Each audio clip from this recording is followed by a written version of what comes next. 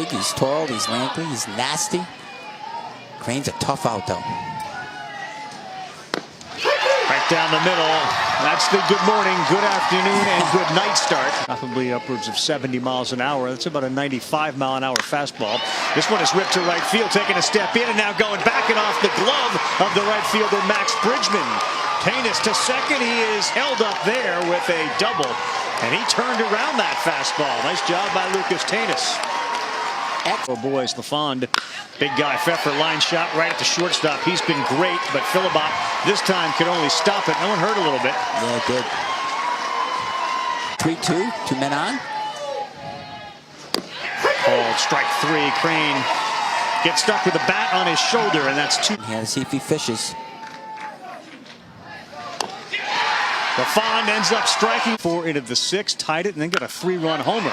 And this ball is driven deep to left. That one's over the head of Feedy. And Dylan Gaudette touches first, heads into second with an extra base hit. So 2 pitches, 2 swings, and that one is past the dive of the third baseman, Caldarella. Gaudette is in. Durham's got another hit. And the crowd goes crazy as they get the first run of the game. New Hampshire early this time here in the championship twice. Back to the pitcher, chance to get a double play. The relay from Crane in time, Turk into a double play. Nice play, boys. Beautifully done. Wonderful job with the charity event that he runs there every year. Beautiful pitch down to first. On to Williamsport, Pennsylvania, and the Little League World Series. Another hard hit ball, and how about Crane to stop that? This time they do turn the double play. Cullen Crane to Mason Crane, and they double up Max Bridgman. Literally in their sleep. Barrington off the base pads. There you go. All 4, and again, you watch that pitch count, and it's really going to be forces the pitcher to throw strikes, and they foul an awful lot of balls off. It's a slow roller, real slow. LaFond flips, not in time. That went into no man's land. There was really nothing anybody could do. They played it well. You know that LaFond is not going to be able to go the distance in this game. Slow roller to short. Philbot, one play to first, not in time. That Rhode Island speed pays off again, and they even the game up at 1. This is what they do. They don't power you to death. Christopher Promatis, he's behind 0-2, and he's gone. That's a big one for LaFond. And we got ourselves a really good game here. 1 through 3. And Pfeffer is only thrown 30 pitches. Back at him and up through the middle off the bag. A hard hit single for Chase Philibot in the number 9 spot, and we go back to the top of the order. That's a big shot from Philibot. Pinch hit for is come in as a special pinch runner. And here's a ground ball up the middle. That's going to get through. Let's see if LaFond will go, and he will. They're going to challenge that arm, and he is in there safe. And that is the secret weapon of LaFond, his speed. Alex Anderson all but had that ball in his hands, and LaFond was standing on second base and still. What do you want me to do here, Coach? They're going to pitch to him. Durham with a single already. Outside. And you can see a huge lead for Gaudette, and they're going to run at him, and now he's in a pickle. And LaFond with great speed at third is coming home, and he is safe. It worked. It worked to perfection. Absolute perfection. Decision was made. And Pfeffer running at the runner, but it was LaFond, the speed on third base, that makes this play. Watch Dylan Gaudette. He will just dance and just wait for the commitment from Pfeffer. And I thought the pitcher, Owen Pfeffer, did just about everything he could. Kept his eye on LaFond, and right there, LaFond committed, and maybe the little slip. Yep, a little slip might have helped. But what a weapon. LaFond on a ground ball up the middle goes first to third.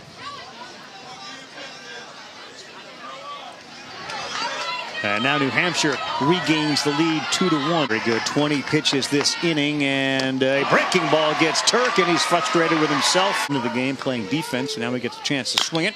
And a little blooper in front of the second baseman. Watts flies down, and he is safe according to the first base umpire. And that was like a soft chip shot in golf. Making that error or that extra throw. Here's a Giacomo that gets by. Watts is in, safe, and we're tied. LaFond has done to him what he did, speed around the bases, and it's 2-2. Well, small ball again. And speed and base running. Good speed by Watts. Really good. No hesitation either. Like you just said, just like LaFond. He good. Ball four. Ball four. What a job by DiGiacomo. What a job. That one lined over the head of the second baseman. DiGiacomo turns. He comes. It's bobbled in center. And he is being held at third base. What a job, though, by Blake Dolan. As everybody from... It's tough. Ball four. Crane on for the second time. And the bases are loaded right now with Rhode force at home with one out. Took something off it. Grounder past Philibot. That's going to bring in one. Rounding third, being held up on a high throw. And now coming home and falling down, getting stuck. And now we got a pickle. And he is back safely. Boy, good hustle and some interesting footing for Matthew Feedy. He saw that ball sailing towards the backstop, committed to come home, and then fell. Oh, wow. But through it all, Rhode Island now leads it 3-2. Lucas Tanis delivers his second hit and an RBI. He sure does. He bangs the ball up the middle. What's LaFond? Look at the throw way up above. We have to show Feedy and his father. This almost ended their relationship right here, father and son. I can tell you that right now. Dad, should I go? Wait a minute. Here's a shot into right field with the infield in. Feedy's going to score. Also sliding in safe is Crane. Two more come in. And all of a sudden, Barrington, Rhode Island tacks on two to lead it 5-2. Oh, and Pfeffer comes through. And Pfeffer delivers back-to-back clutch hits right here by Barrington, Rhode Island from their two outstanding left-handed hitters.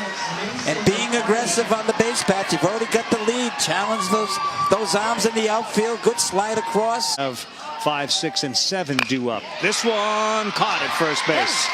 Romanis hit it, but it was caught by Trevor Carter. At the midway point. Another ground ball. This one is through the hole and a hit. So a good job by Brock Bennett off of the bench as a substitute to deliver a big. And that one hit him. Didn't really move to get out of the way. That's what the pitcher is going to say. Oh, and Pfeffers right away. A pitcher who's quick. Breaking ball on the ground to third. That's fielded cleanly. Good throw. It drew the first baseman off Tanis, but he's able to. 5-2 here, begin the fifth inning. Watts with his speed lays down a perfect bunt. And he beats it out. Boy, has he been a spark plug. Really. He beat out an infield right there. Battling. How about that? Anderson with 2 strikes delivers a shot into right. Watts moves up to second base. And Barrington, Rhode Island continues to put pressure. Popped up. Who's going to get it? Mason Crane calling it, ranging deep into right field. Did he drop it or was it on the transfer? No, I think it was on the transfer. He is out. So the umpire says out, taking the ball out of his glove. Oh, they got both runners are starting to move out at second base on a tag up. And that would be the second. Everybody's reverting back to where they started. I don't think the play has been called dead yet. LaFond scores. It's confusing because Gaudet was already called out at second base once. Yeah, they've got to control this right here because that was about as I could do.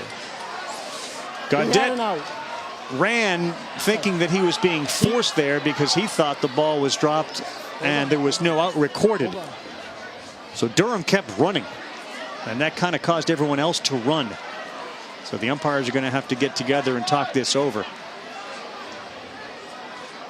I think when you look back on it, Dave, the out was called, the transfer was made, and then I think Gaudet may have run himself into an out. Yeah, I think this is what the proper call would be is, first of all, this is an out. It was on a transfer, okay, that he, right there, he transfers it. Yeah, I saw the umpire call him out, so now he takes the ball, throws it to third, thinking that he may tag. Just in case he threw it, just in case the call was safe. Right, but so you got the hitter Durham standing on first because he thinks he's still safe. And at that point, I think the runner who was on first said, I got to go somewhere. Yeah, so the runner at second right here, this should be the second out. I think he's going to be called out at second base. Right, but that third run now, I think it's LaFawn. He should be allowed to score. So LaFawn should be allowed to score. He should be allowed to score. That, you know, Gaudette should be out at second, and the original out. So there should be two outs. 5-3 with 2 outs. I think that's right. I think. Right now the scoreboard has been readjusted to a 5-3 score. And it says there are 2 outs.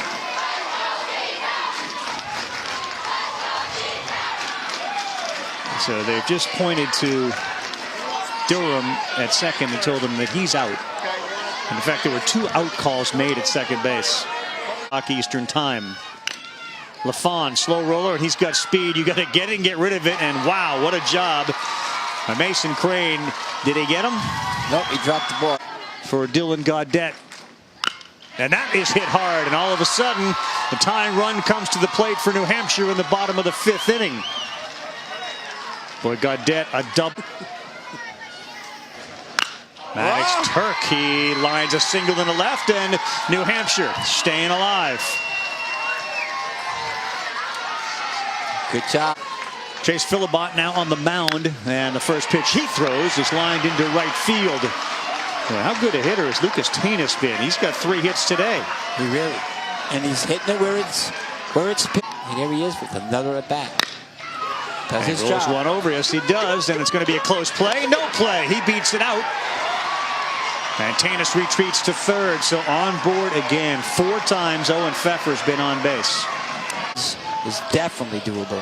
Christopher Pramada swings on the ground to second. They'll go to first, get the out. 6-1 comes in. Job right there. Be proud of yourself.